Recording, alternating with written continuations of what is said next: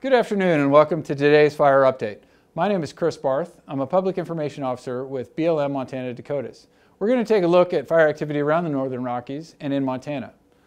Before we do, we want to focus on some of the positive things. We're noticing near normal seasonal temperatures throughout the state, with a little bit of elevated temperatures to the extreme western part of the state. Along with that, we see that the relative humidities, while still dry, have increased somewhat. These conditions will help firefighters hopefully make some progress on the fires that they're fighting throughout the state.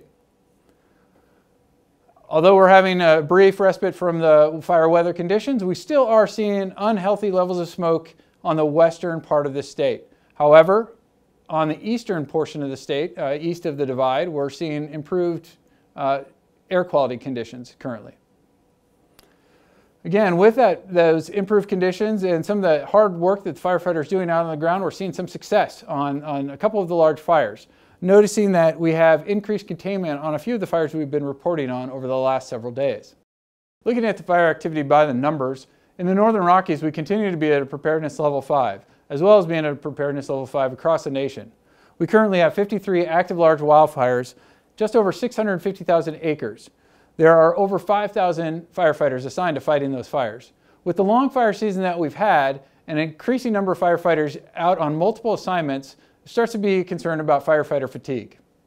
The fatigue is building, and we see that both on our firefighters on the ground, our firefighters on incident management teams, as well as our aircraft firefighters, our pilots and our air crew.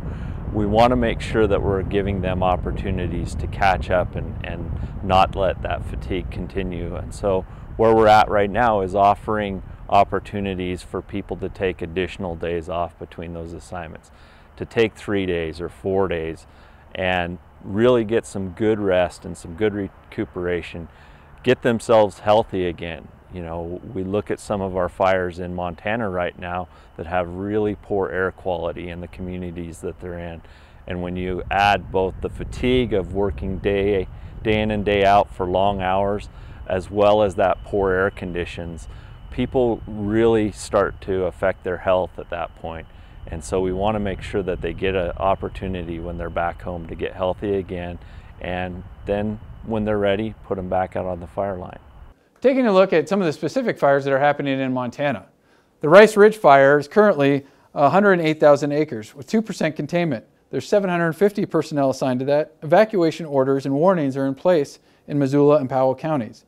An inversion over the entire fire area on Monday did not allow any aircraft to fly in support of the fire.